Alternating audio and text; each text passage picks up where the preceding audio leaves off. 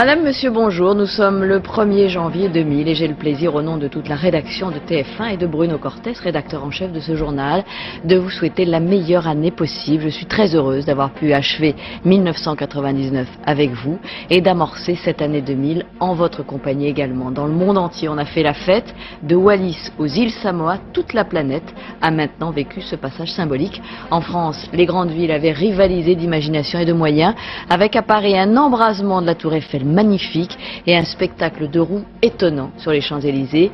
Il n'y a pas eu de problème de bog, sauf une petite panne du décompte de la Tour Eiffel, mais aucun problème majeur de sécurité au cours de cette nuit magique. Alors voyons tout de suite quelques images des derniers habitants de cette planète à avoir passé l'an 2000. Nous sommes aux îles Samoa, en Amérique, et le soleil vient de se coucher sur l'archipel. Il était midi, heure de Paris. À Paris, justement, la nuit a été riche. La Tour Eiffel, je vous l'ai dit, s'est littéralement envolée comme une fusée de feu, et les Champs-Élysées ont été envahis par 1 million de personnes, plus d'1 million de personnes venues admirer le spectacle des roues. Résumé de Jacques Parpoux. Il était 23h57 hier. Paris, mais c'est la Tour Eiffel, avec sa pointe qui monte au ciel, comme le disait une chanson des années 50. Et la Tour Eiffel, hier, n'avait pas eu de chance. 5 heures avant minuit, son compteur à rebours était tombé en panne. La foule, présente à minuit, n'a donc pu égrener les dernières secondes du XXe siècle. Mais qu'importe, au 4e top, le spectacle fut beau et réussi.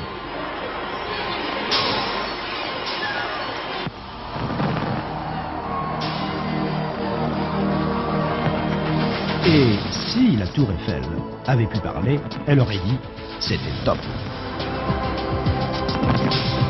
Normal, tout avait été minutieusement préparé. 20 000 lampes flash avaient été installées par des alpinistes sur 18 km de guirlandes.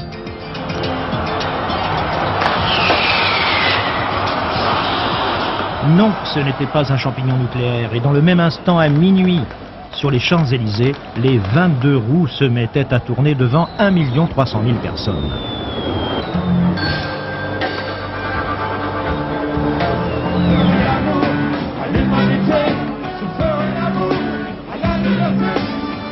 L'ambiance était bon enfant, l'an 2000 était bien là et les artistes, danseurs, chanteurs, acrobates, musiciens, plasticiens n'avaient pas raté le rendez-vous.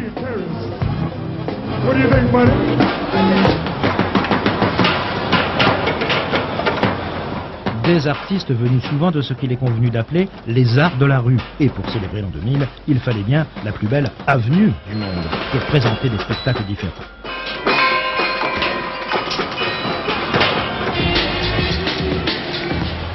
Des spectacles retransmis sur les chaînes de télévision de 155 pays, ce qui représente 4 milliards de téléspectateurs potentiels. L'an 2000 commençait donc par un bel audimat.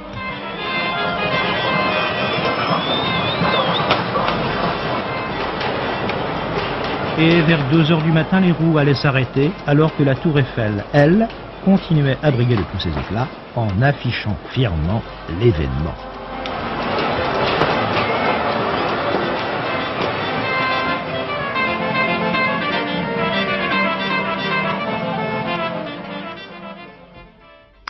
Et c'est le continent américain qui a passé l'an 2000 l'an dernier. New York à 6 heures du matin pour nous. Le soleil se lèvera toujours sur l'Amérique, a lancé Bill Clinton à la foule massée devant la Maison Blanche. Revoyons toutes ces images d'une folle nuit américaine grâce à Jean-Pierre Ferret.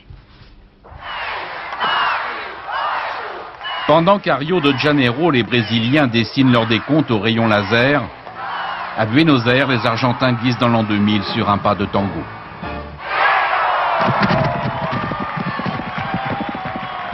Il est alors 4 heures du matin, heure de Paris. C'est le 5672e feu d'artifice d'envergure qui salue le siècle nouveau. À Mexico, on enflamme l'an 2000 et on enflamme la foule avec des chansons traditionnelles. Ce n'est pas ici un feu d'artifice qui salue le nouvel an, mais la musique. New York, Times Square.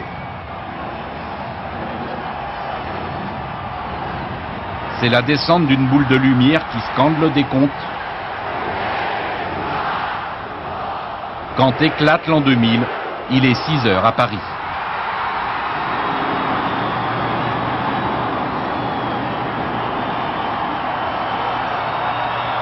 La foule est innombrable Elle est noyée sous une pluie de confettis dans la plus pure tradition des grandes parades de Broadway. À Washington, à 2 pas de la Maison Blanche, ce n'est pas le feu qui court, mais le feu qui court sur l'eau. 3 faisceaux horaires découpent les États-Unis, vous le savez. C'est 1 heure après l'embrasement de l'obélisque que les Indiens des montagnes rocheuses dansent pour le nouveau millénaire.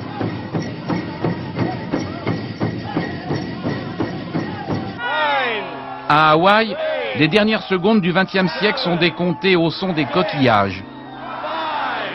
Cela ressemble au souffle d'une trompe.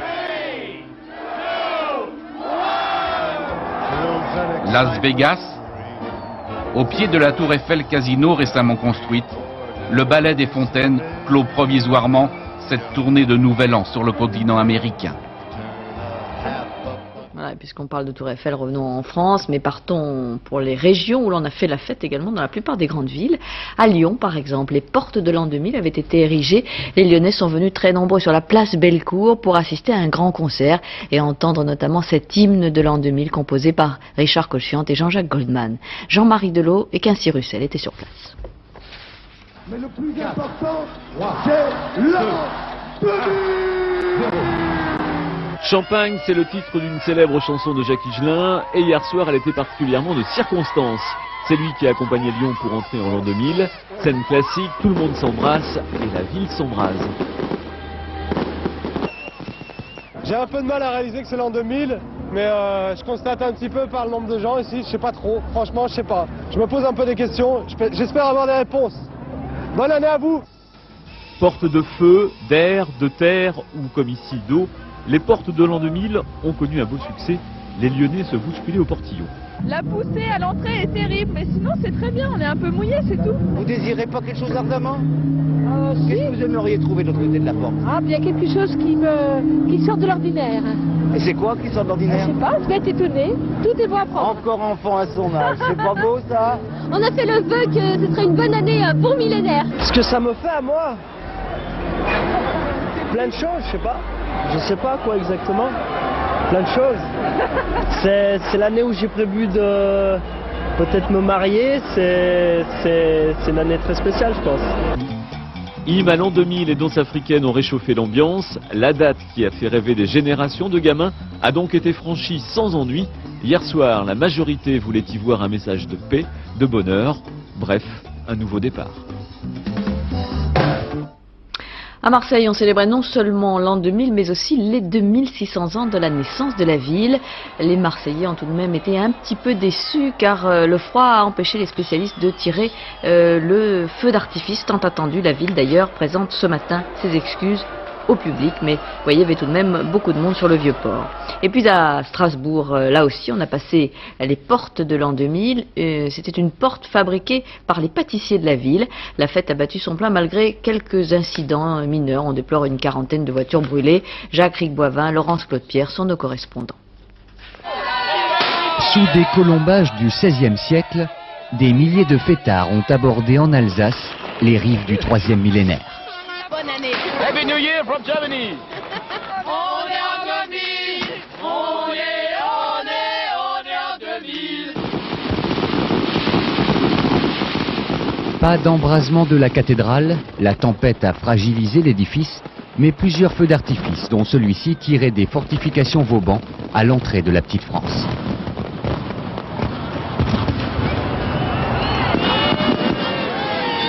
On est en 2000, le feu d'artifice était superbe et maintenant on va s'amuser. Direction Place Kléber, où près de 10 000 personnes se sont retrouvées. Les températures déjà clémentes se sont envolées au rythme de la salsa et d'une dégustation improvisée. 25 200 petits pains de l'an 2000 ont été distribués sous la porte du pain, dans la cohue, et pour cause, un organisateur avait annoncé la présence d'une fève en or dans l'une des petites brioches. C'est inouï, c'est vraiment l'an 2000, hein. Et la fête a été partagée. Dans certains quartiers de Strasbourg, la mobilisation des habitants a ainsi évité tout débordement. L'embrasement général des banlieues, alimenté par des rumeurs, n'a pas eu lieu. Une quarantaine de voitures incendiées tout de même à Strasbourg, mais moins de dégradation. Le phénomène irrationnel est encore loin d'être maîtrisé. Et à part ces quelques petits incidents à Strasbourg, la nuit s'est passée sans problème majeur sur l'ensemble du pays. Il faut dire qu'un énorme dispositif de sécurité avait été mis en place, notamment dans le centre de la capitale. Jean-Pierre Chevènement a d'ailleurs félicité ce matin les forces de l'ordre et les Français pour leur civisme. Sur les Champs-Élysées, c'est un reportage d'Axel Girard, Denis Brunetti et Marie-Laure Bonnemin. Paris entre dans les années 2000 sous le regard vigilant des CRS des pompiers. Sur les Champs-Élysées, la foule est de plus en plus dense, trop même. Au pied d'une roue, c'est la bousculade. Des parents mettent leurs enfants à l'abri. La cohue se solde par quelques malaises, quelques frayeurs. Moi, j'étais embarqué par la foule. Mon frère, lui, s'est retrouvé écrasé contre la grille. Un de mes copains a pu passer par-dessus. Et le deuxième, je sais pas où il est passé. Remontez en direction de l'Arc de Triomphe, s'il vous plaît, mesdames et messieurs. Les forces de l'ordre évacuent aussi les gens par les côtés. Résultat, il n'y aura plus de vent de panique dans la foule.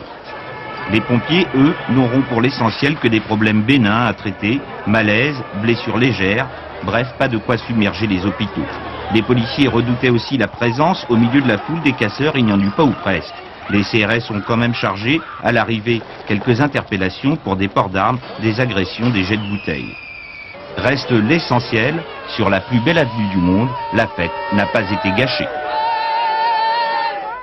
Outre les policiers, vous l'avez vu, les pompiers étaient également mobilisés cette nuit pour vous permettre de passer le réveillon en toute tranquillité. Ils ont eu beaucoup de courage, d'autant, vous le savez, qu'ils avaient été souvent sollicités ces jours derniers en raison de la tempête ou de la marée noire. Alors suivons-les à Toulouse grâce à Pascal Michel et Éric Boucher.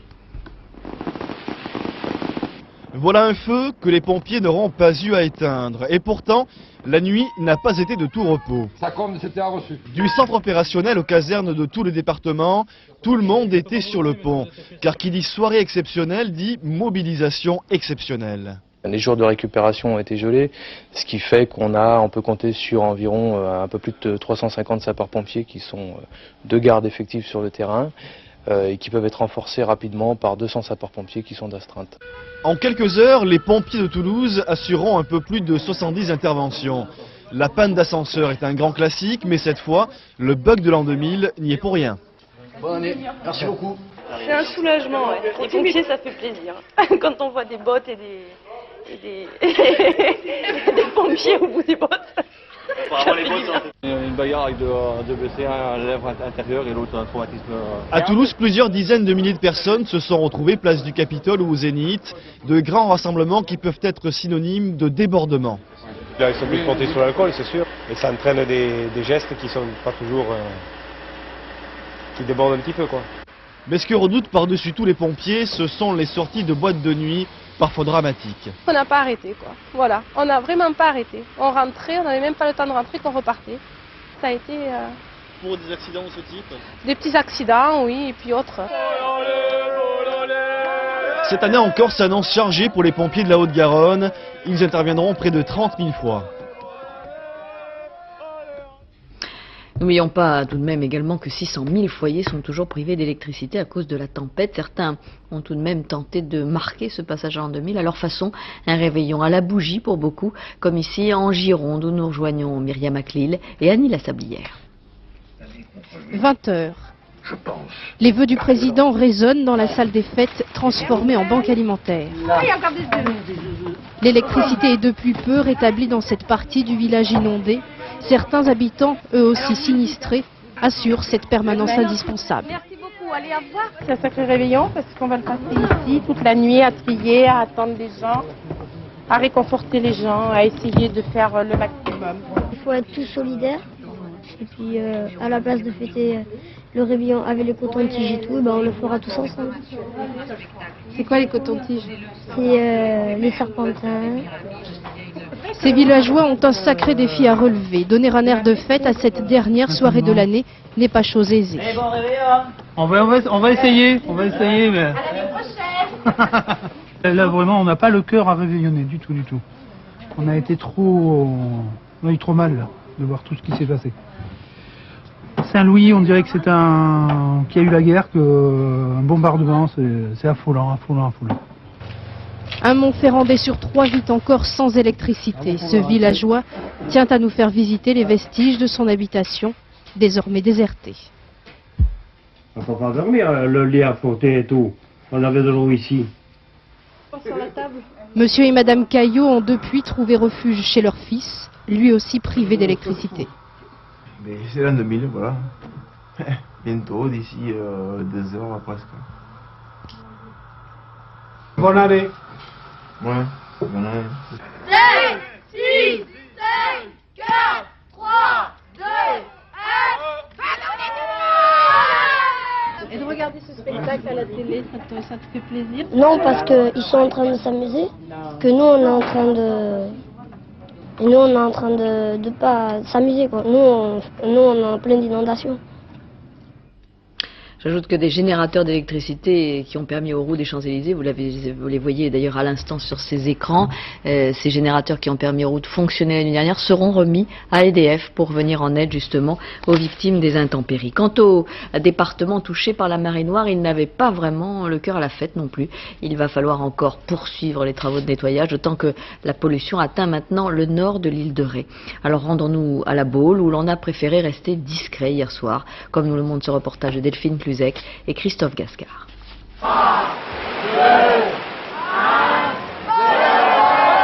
Ces 12 coups de minuit, tous les habitants de la Baule auraient dû les passer face à la mer. Mais la baie est restée plongée dans la nuit, la plage interdite au public.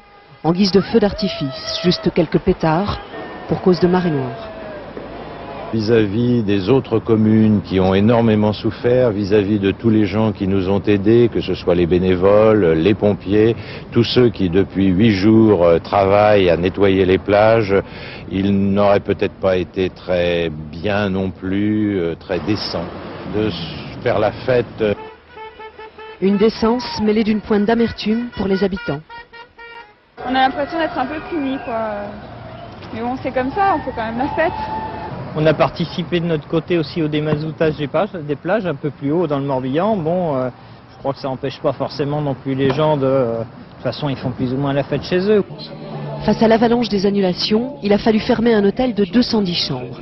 Et dans cet autre établissement, un manque à gagner compensé uniquement par des réservations de dernière minute. C'était des réservations, des annulations et plein de complications. Mais bon, c'était pas un bug, c'était pas ce qu'on attendait, mais ça y est, il est terminé.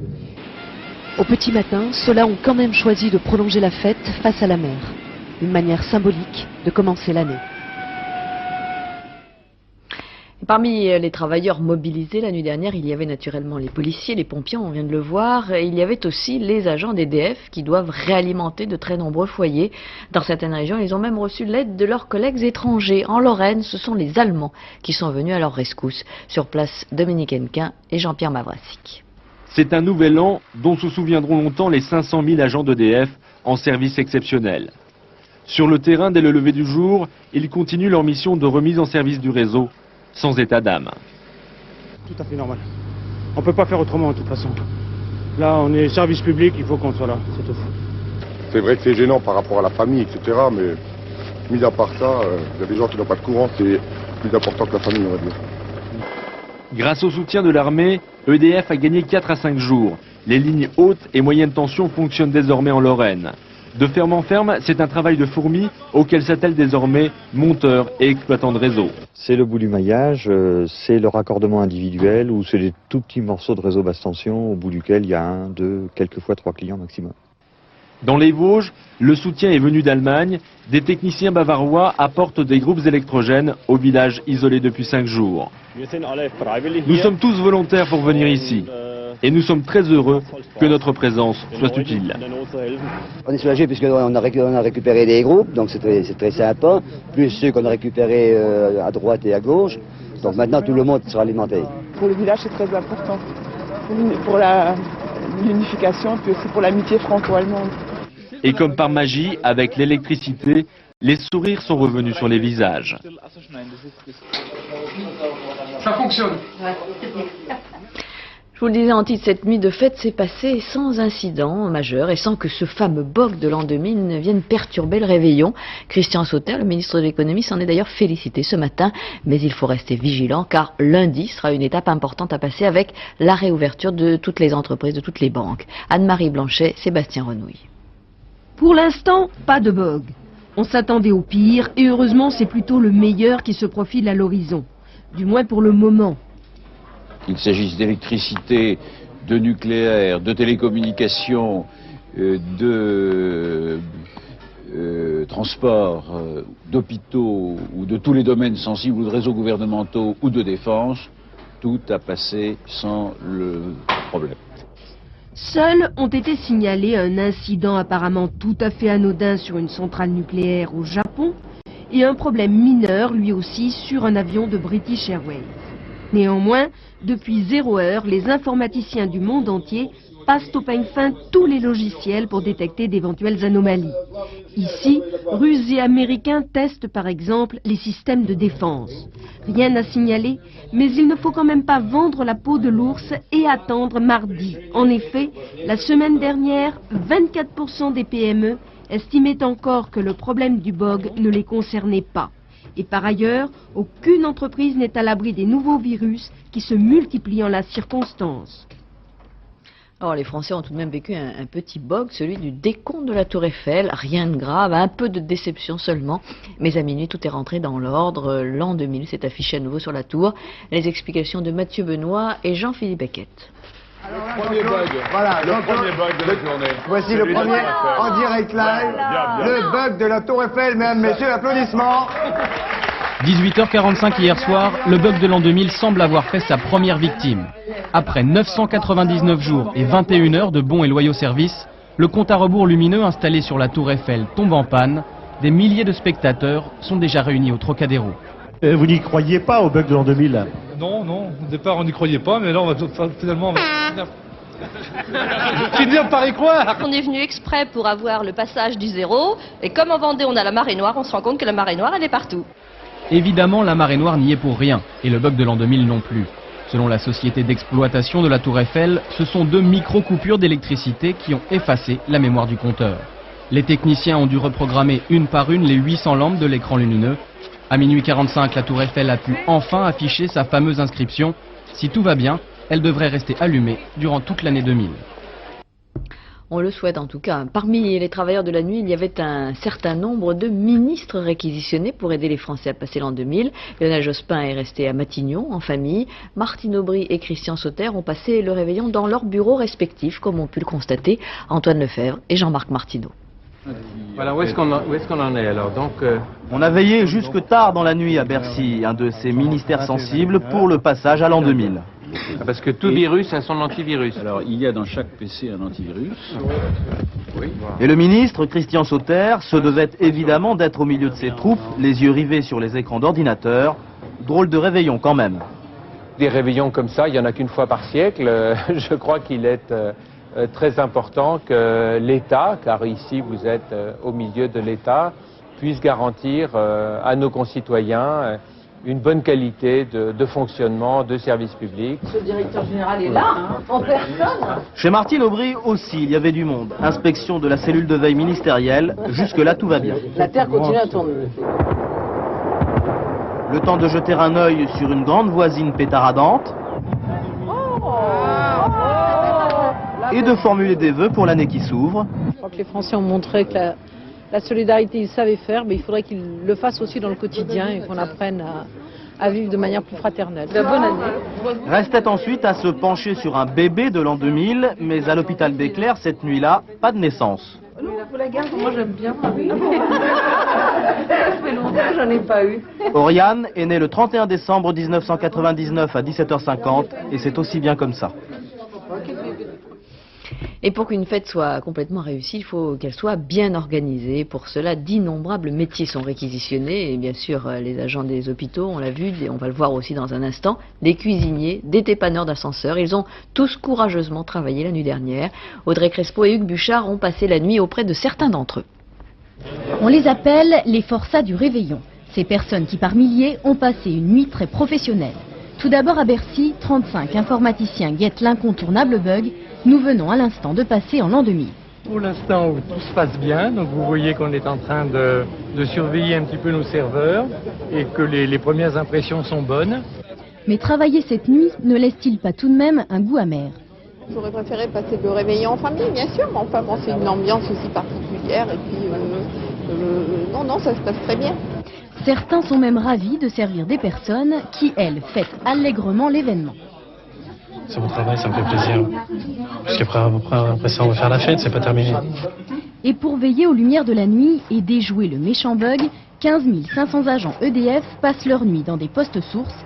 Mais décidément, non, rien de rien, on ne regrette rien. Non, je vous dis, c'est d'abord et avant tout la mission de service public. Et on fera la fête après. D'autres veillaient à vous sauver d'éventuelles pannes d'ascenseur, mais là non plus, l'inéluctable bug n'a pas sévi. On s'attendait tout de même à beaucoup de difficultés, puis apparemment, pour l'instant, ça a l'air de bien se passer, quoi. Et pour finir, place aux vœux pour l'an 2000. C'est d'abord et avant tout de pouvoir établir dans les plus brefs délais les gens qui sont encore privés d'électricité. Beaucoup de bonheur pour tout le monde, et puis pour moi aussi. Ça paraît facile, mais la paix dans le monde, je crois. Sincèrement. Un autre exemple de personnel mobilisé pour cette nuit particulière, celui des hôpitaux. On a vu des naissances auprès de Martine Aubry. Et dans ces hôpitaux, pas question de baisser la garde. Il faut être présent pour assurer les urgences. Alors voyez ce reportage à l'hôpital Ambroise Paré, à Paris, de Viviane Jungfer et Gilbert Mercini. On se force, semaine. Allez. Ouvre les yeux. Allez. Annie. Ouvre les yeux. Allez. Allez.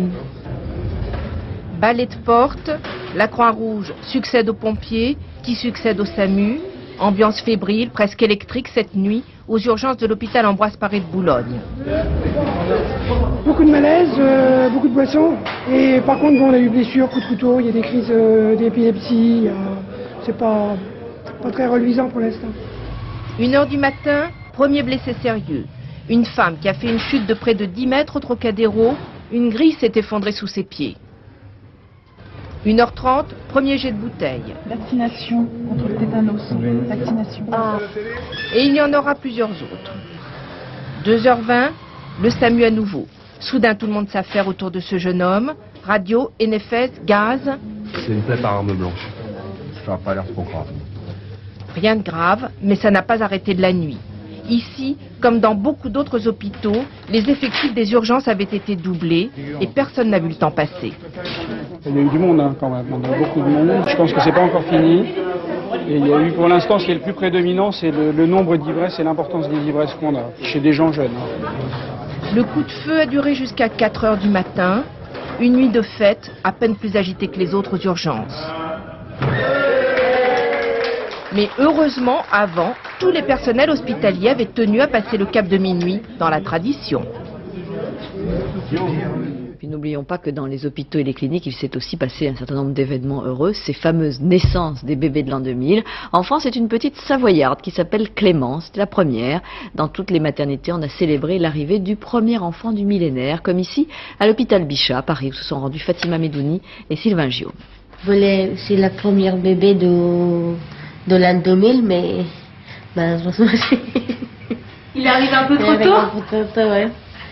20h25, trop tôt en effet. En prenant 4 heures d'avance, le petit Ludovic est promu dernier bébé de l'année 99. Et en attendant le bébé de l'an 2000... Si c'est une fille, ce sera sûrement 3 heures du matin. Et si c'est un garçon ? Un garçon à 8 heures du matin, après le café et les croissants. 4h25, Paris perdu. Yannick, superbe petit garçon de 3,4 kg, apparaît, déjouant tous les pronostics. Je sais pas quoi dire, c'est tellement merveilleux que je sais pas. Oui, j'étais un peu angoissée, j'avais mal, j'étais pas moi-même et tout, parce que j'étais très fatiguée, les contractions et tout. Mais bon, là maintenant, je me sens très bien, j'ai tout oublié. C'est mon beau fois comme ça. Et alors le fait que ce soit un des bébés de l'an 2000 ça me fait plaisir, je suis contente. 51 cm. Bravo. Quand on voit son petit neveu sortir, qu'est-ce qu'on ressent? Beaucoup d'émotion. Ouais. J'aime même pas. Et vous pouvez me parler un peu du bébé? Il est comment? Il est beau. Il est magnifique. Yannick, bébé 2000. Yannick. Ludovic, bébé 99. Et pour tous, une même émotion. Après le premier bébé, le premier mariage de l'an 2000, depuis un an, la petite commune de Saint-Georges-en-Tignac, en Charente-Maritime, avait prévu d'unir les premiers époux du millénaire. La tornade a failli tout annuler, mais finalement, on a décidé de maintenir la célébration et c'est à la bougie que l'union a été scellée. Léland Purdom et Christian Barthès étaient avec les deux nouveaux époux. Au 4e top, il sera minuit. Au nom de la loi, nous déclarons que vous êtes unis par le mariage. Minuit, pas de tricherie possible, l'horloge parlante le prouve. À 01 cette nuit, Aline et Freddy se sont dit oui pour la vie. Et pourtant, ce mariage, pensé, organisé depuis un an par le maire, a bien failli être annulé. Saint-Georges-en-Tignac, sévèrement touché par la tornade de lundi, est encore sous le choc. Un pompier est mort tout près d'ici, toiture arrachée, arbres brisés. Depuis 4 jours, il n'y a plus d'électricité, plus d'eau, plus de téléphone. Avant-hier, la mort dans l'âme, le maire était sur le point d'annuler toute la fête. Presque toutes les maisons ont été touchées par cet ouragan. Et évidemment, les gens qui avaient prévu de s'amuser vont être occupés à réparer leur toiture. Il faut quand même qu'on fasse quelque chose, puisqu'on tenait absolument à ce qu'ils soient les premiers mariés de l'an 2000. Donc, c'est maintenu. Et un mariage, ça s'annule pas quand même. Alors, le mariage s'est fait à la bougie et si toutes les festivités prévues pour ce premier mariage du siècle ont dû être annulées, tout le monde était à la fête. L'association des motards Ziglou, dont Freddy est un membre actif, ont escorté le sidecar nuptial jusqu'au perron de la mairie. Après le mariage, même défilé nocturne et bruyant, l'espace d'une nuit, Saint-Georges-en-Tignac a pu oublier ses malheurs et retrouver un peu de gaieté. Comme chaque année, des milliers de bénévoles se sont également consacrés à assurer la sécurité des conducteurs qui avaient un peu abusé de l'alcool. Ces Saint-Bernard-de-la-Route ramènent chez eux les clients des discothèques ou des soirées un peu trop arrosées et cela évite bien des accidents. Un exemple à Toulon avec Daniel Constantini et Christophe Espenant. 2 heures du matin, les bénévoles de la Croix-Rouge s'occupent comme ils peuvent avec une partie de tarot en attendant les appels téléphoniques. On vient là parce qu'on a envie de rendre service, puis bon, on passe aussi un bon moment entre copains. À minuit, qu'est-ce que vous avez fait? Bien, ça se voit un peu par terre, on a fait une bataille de cotillons. Puis on a fêté la nouvelle année au coca. Opération Saint-Bernard, bonsoir. Oui, bonsoir madame. Premier appel, il s'agit d'une famille à ramener à son domicile. Les Saint-Bernard interviennent systématiquement par équipe de 3. Bon, eh bien, écoutez, je vais prendre les clés de votre véhicule. C'est le véhicule blanc qu'on a vu à l'entrée. Alors, les Saint-Bernard? Ah ben, c'est super parce que je suis un peu fatigué, ça me ramènera très bien à la maison. Surtout avec les enfants et la femme. Dans 10 minutes, on est au CD. 4 heures du matin, les appels se succèdent. Il s'agit cette fois-ci d'une jeune femme qui a bien arrosé la Saint-Sylvestre et ne se sent plus vraiment capable de conduire. Qu'est-ce que vous avez bu exactement? En apéritif, 2-3 verres de vin et une coupe de champagne. Et je me suis dit, vaut mieux pas prendre la route avec l'alcool.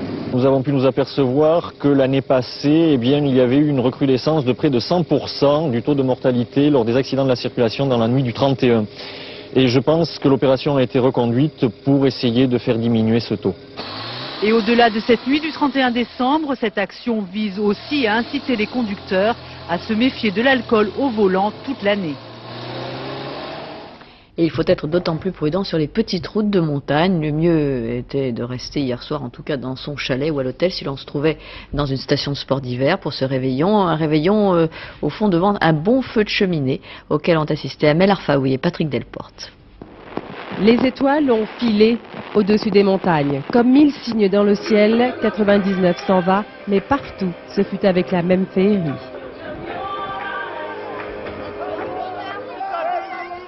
Minuit, les cœurs explosent, les bouchons de champagne volent, cohue, embrassades, hurlements, bataille rangée de boules de neige.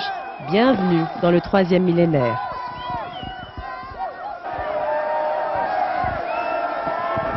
C'est génial!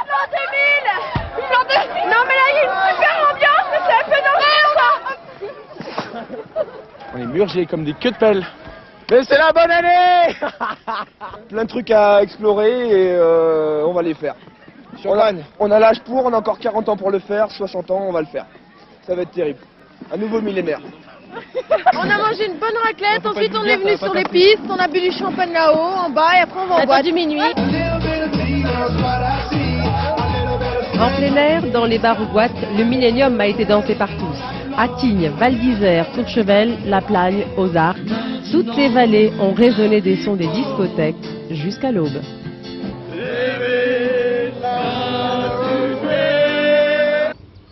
Premier lever du soleil du 3e millénaire aux Arcs. La journée s'annonce belle, le ciel semble s'être réconcilié avec les hommes, pas de tempête, pas de colère, peut-être bien parce qu'hier 2000 enfants montés à Arc 2000 l'ont invoqué.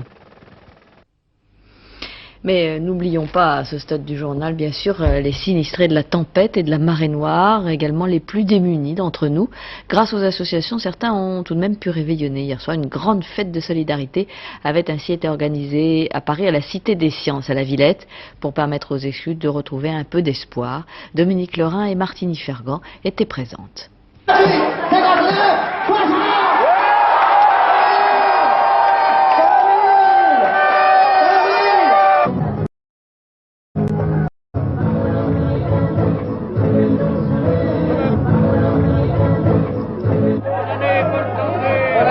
Démunis, parfois en grande difficulté, ce réveillon fut pour tous l'occasion de sortir de l'isolement où l'aimaient parfois leur situation.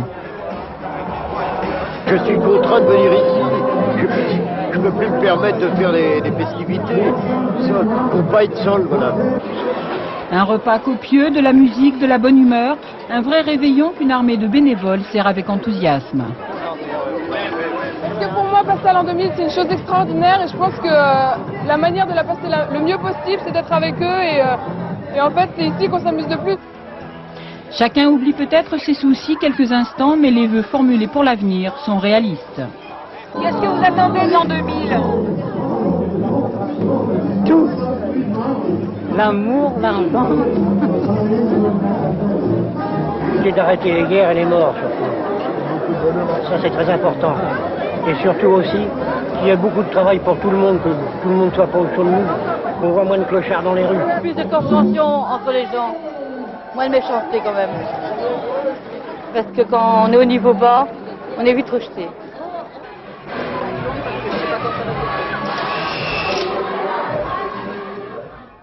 Voilà, rendons-nous maintenant dans le reste de l'Europe où l'on a fêté également avec faste ce passage à l'an 2000. À Rome, le pape a lancé l'année sainte, il avait ouvert la place Saint-Pierre aux festivités et il a même donné sa bénédiction Urbi et Orbi dès les 12 coups de minuit. Maurice Olivari et Rémi Cadoret sont nos correspondants. Profane et sacré. Il y en avait cette nuit à Rome pour tous les goûts. Et sur la place Saint-Pierre, les deux ont alterné sans aucune transition. Première étape, un concert de variété qui a attiré plus de 60 000 personnes. D'habitude, sur cette place, on prie, tout au plus on ovationne un pape. Hier soir, on a dansé. On est ravis de passer le changement de millénaire avec le pape. En lui-même, le millénaire ne nous intéresse pas tellement, mais c'est passer cette fin d'année avec le pape. Minuit moins 5, demi-tour, les regards s'éloignent de la scène et se portent vers une petite fenêtre, la seule encore éclairée. Jean-Paul II, légèrement en avance sur l'an 2000, vient assister au feu d'artifice.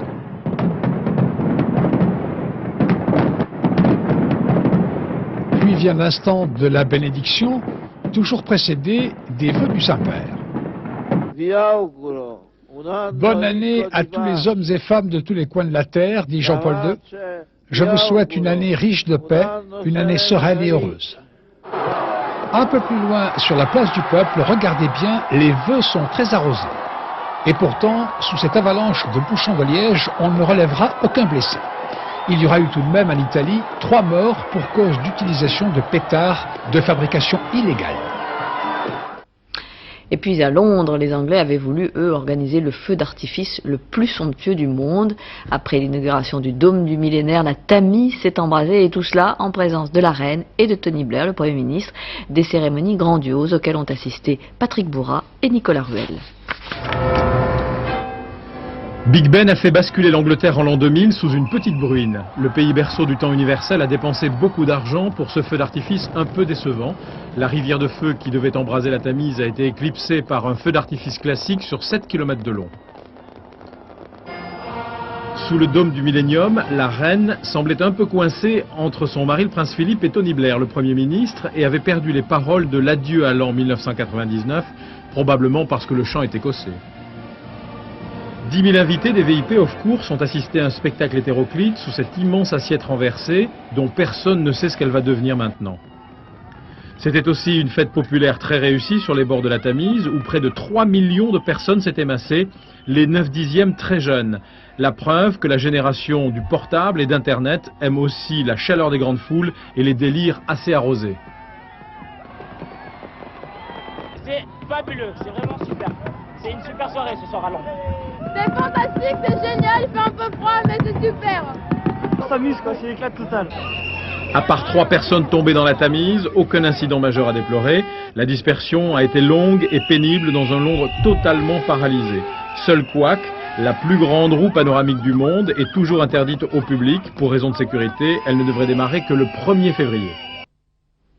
Et puis revenons aussi sur le grand concert de Jean-Michel Jarre qui se donnait au Caire. Le compositeur français avait choisi le pied des pyramides pour installer ses musiciens. Cet opéra électronique avait été baptisé Les 12 rêves du soleil.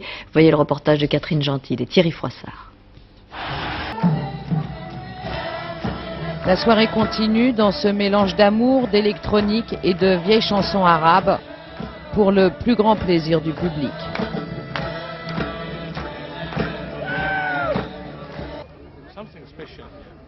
C'est un moment très spécial. Je serais fier de dire à mes petits-enfants et à mes arrière-petits-enfants que j'étais ici. C'est la plus grande fête au monde et je voulais être là avec tous les autres pour fêter ce nouveau millénaire. Les gars, vous pouvez m'interviewer quand vous voulez. Je serai encore là dans 1000 ans. Jean-Michel Jarre a gagné son pari. Il a organisé un grand concert à l'ombre des 3 figurants les plus prestigieux du monde. Khéops, Képhren et Mykérinos, les pyramides, vieilles de 4600 ans. Elles auront servi de symbole et de support à ce spectacle. Le concert aura duré 12 heures, de la dernière prière du soir à la première prière de l'aube, en signe de respect en cette période de Ramadan. 12 heures résumées par un titre poétique et optimiste, Les 12 rêves du soleil.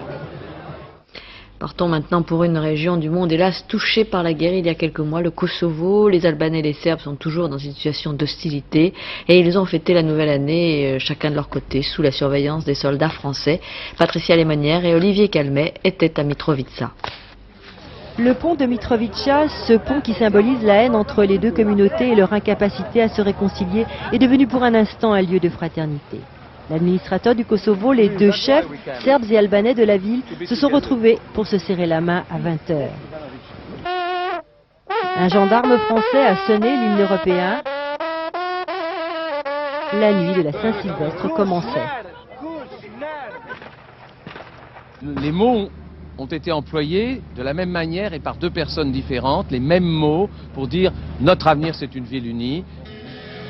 Des 2 côtés de la rivière, la population faisait un concours pour savoir quel camp ferait le plus de bruit. Côté serbe, on tentait d'oublier la guerre. Avec difficulté. Moi, ce que je voudrais, c'est de l'amour, de la paix pour nos enfants. Qu'il et ses copains n'envisagent leur avenir que dans une Serbie réunifiée au Kosovo. Côté albanais, les mêmes danses, les mêmes cris de joie, mais des mots totalement différents. J'espère des choses meilleures. Qu'est-ce que vous entendez par là? L'indépendance pour nous. Une énergie qui pouvait faire craindre des débordements à l'armée française. Ici, tout le monde a une arme. Des renforts ont été acheminés sur les lieux sensibles et puis, l'heure fatidique est arrivée.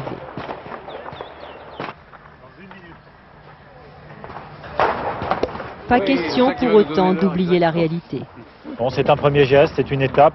Ne demandons pas l'impossible et ne demandons pas aux gens de tout oublier, d'oublier la guerre et des années de haine en quelques mois. La fête s'est poursuivie tard dans la nuit. Le nouveau millénaire a commencé au Kosovo. Il est plus d'1 h du matin à Mitrovica. La fête continue de part et d'autre. Aucun incident n'a été signalé. Et dans le reste de l'actualité, nous l'avons annoncé hier, la démission surprise de Boris Yeltsin. Le président russe a passé la main à son dauphin, Vladimir Poutine, Premier ministre. Ce dernier est désormais président par intérim et il s'est déjà rendu en Tchétchénie ce matin. Sur place, Gauthier Ribinski, Jean-François Monnet. L'élocution est approximative, le débit lent et irrégulier, mais l'heure est solennelle. Boris Yeltsin a mis en scène son départ comme un acteur fait ses adieux au public. Et il offre à Vladimir Poutine l'instrument du pouvoir par excellence, la plume de laquelle le président signe les décrets et les lois. Vladimir Poutine a attendu sagement son heure, mais depuis hier, depuis qu'elle est arrivée, il n'a pas perdu de temps. Cette nuit, il était en Tchétchénie pour décorer les soldats russes qui s'illustrent depuis quelques mois dans cette guerre de type colonial. Et puis pour le réveillon, il a embrassé quelques femmes tchétchènes, heureuses apparemment de pouvoir lui servir de caution sympathique. Voilà un homme d'ordre. Dès sa prise de fonction, le nouveau président par intérim a garanti à Boris Yeltsin l'immunité totale. On ne pourra donc plus parler des soupçons de corruption qui pesaient sur l'ancien chef de l'État. Après cela, en bon slave qu'il est, Vladimir Poutine pouvait s'accorder quelques instants de mélancolie. Dans un coin de la salle, un soldat arborait fièrement un poignard gravé au nom du nouveau président. L'ancien homme de fer du Kremlin est parti, un nouveau sort de l'ombre et prend sa place. C'est une page importante de l'histoire de la Russie qui se tourne. Boris Yeltsin avait été président de la Russie, élu président de la Russie en 1991 et il avait conduit depuis son pays vers une transition démocratique, mais non sans difficulté bien sûr. Son portrait par Françoise-Marie Morel. Boris Nikolaïevitch Yeltsin, debout sur un char devant la Maison Blanche, le siège du Parlement. En ce jour d'août 91, un pays est mort et un président est né. Boris Yeltsin entre dans l'histoire et l'Union soviétique disparaît. Ce tribun populaire, cet apparatchik pas comme les autres, prend le pas sur son grand rival, Mikhail Gorbatchev, dernier leader de l'URSS. Boris Yeltsin accède alors à la cour des grands, désormais reçu avec tous les honneurs dans tous les pays. Il arrache à ses homologues le retour de la Russie sur la scène internationale. Le G7 devient G8. Corollaire de cette ouverture vers l'Ouest, de nouvelles règles du jeu. L'économie de marché déferle sur un pays appauvri. L'heure est aux privatisations et la vente du patrimoine étatique enrichit une minorité de la population. La fin de règne de ce père de la démocratie russe n'aura pas le faste de son arrivée au trône. Devenu un président fantôme, un président en pointillé, ses absences répétées au Kremlin au fil des mois n'étonneront plus personne. Boris Yeltsin dirige le pays de sa résidence de Gorky 9, quand ce n'est pas de sa chambre d'hôpital. Boris Yeltsin est malade, refroidissement, asthénie, pneumonie, ulcère. Son entourage ne sait plus quelle raison invoquer pour expliquer ses malaises et ses phrases malheureuses. Ses retours au Kremlin seront synonymes de coups d'éclat spectaculaires. Boris Yeltsin limoge à tour de bras, c'est la valse des premiers ministres, des caprices qui sont parfois lourds de conséquences pour la stabilité du pays. La Russie fera ainsi face à la crise financière et combattra l'effondrement du rouble sans gouvernement. En dépit de son état de santé et de ses propos parfois décousus, Boris Yeltsin essaiera jusqu'à son dernier jour de déjouer les intrigues, d'en fomenter d'autres, tentant de choisir son successeur et de l'imposer, oubliant parfois que la démocratie n'est pas un jouet.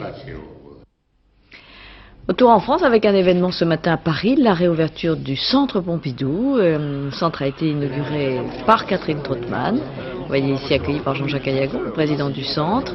Le ministre de la Culture a tenu à marquer de sa présence la réouverture au public de ce musée qui est, je le signale, gratuit pour ce 1er janvier 2000. Il aura fallu 3 années de travaux, 1 année de fermeture pour redonner au bâtiment une nouvelle vie. Je vous propose d'en visiter les nouvelles installations grâce à Michel Henodeau et Jean-Michel Chappe. De l'extérieur, le centre Pompidou ressemble toujours au centre Pompidou.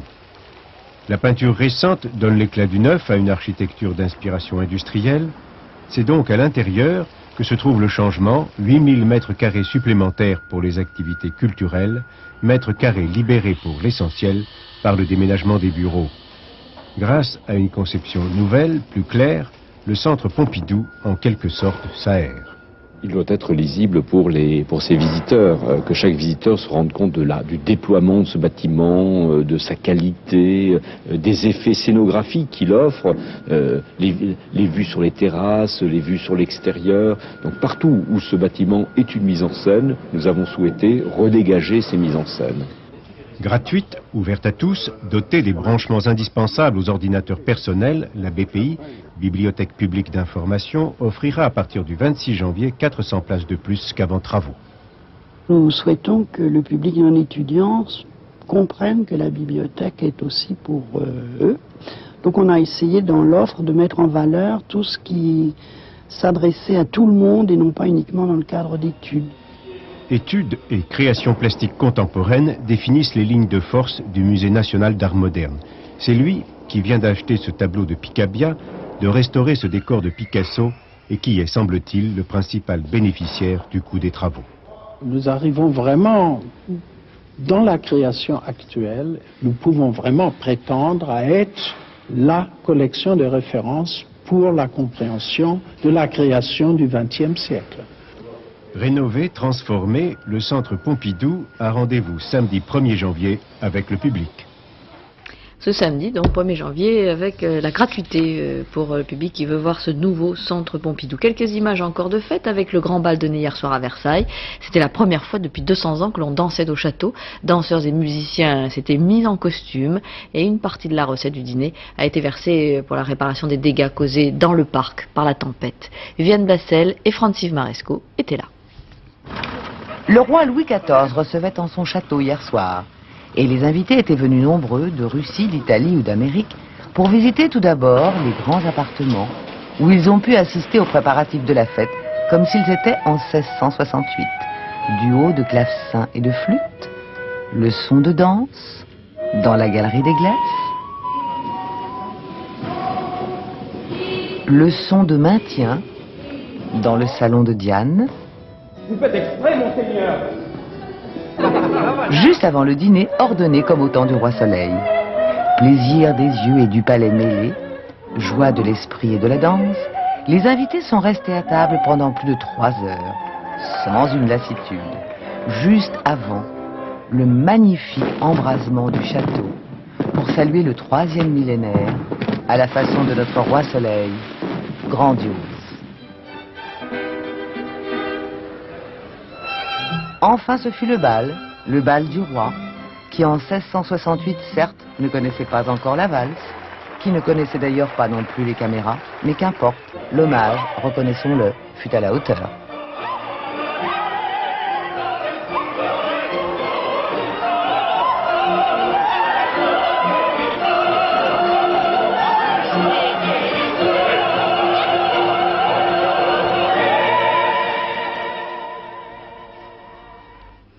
Voilà, et avant de refermer ce journal, repartons pour l'Europe, chez nos voisins grecs et espagnols, avec ces images de festivités commentées par Dominique Thouard. Autour de la cathédrale Saint-Étienne, des centaines de milliers de Viennois valsent pour ouvrir le grand bal de l'an 2000. Le beau Danube bleu, de Johann Strauss, bien sûr, une façon joyeuse d'associer le passé, le présent et le futur. À Helsinki, les Finlandais bravent le froid et la neige pour admirer un gigantesque feu d'artifice offert par une ville du Japon. À minuit, le pays a cessé d'assumer la présidence de l'Union européenne. « 5 mètres de haut, un sablier géant marque en se retournant le passage à l'an 2000 à Genève. Tout le symbole de la marche du temps opposant les figures mythologiques d'hier aux hommes d'affaires d'aujourd'hui.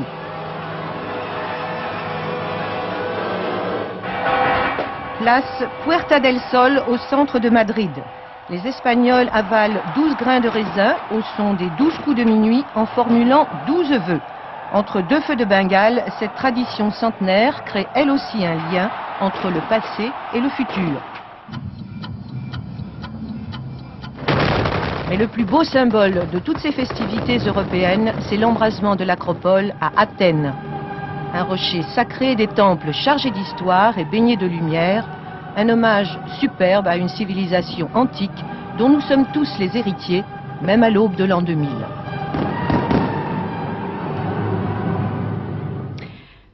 N'oubliez pas, avant de refermer ce journal, la promotion de la Légion d'honneur de ce 1er janvier 2000, avec un petit salut pour nos amis Thierry Roland et Jean-Michel Larquet, qui sont faits chevaliers de la Légion d'honneur, autres personnalités distinguées, parmi bien d'autres, Isabelle Autissier ou Serge Klarsfeld. Voilà. C'est la fin de ce journal. Je vous remercie de votre fidélité, de nous avoir suivis aussi fidèlement et aussi nombreux depuis hier, 10h du matin, pour cette grande émission consacrée au passage de l'an 2000 avec tous les animateurs de TF1. Permettez-moi à nouveau, au nom de toute la rédaction de TF1, de vous souhaiter une très bonne année 2000. Je vous retrouverai ce soir à 20h et je vous souhaite une excellente après-midi. À tout à l'heure. L'info continue sur tf1.fr.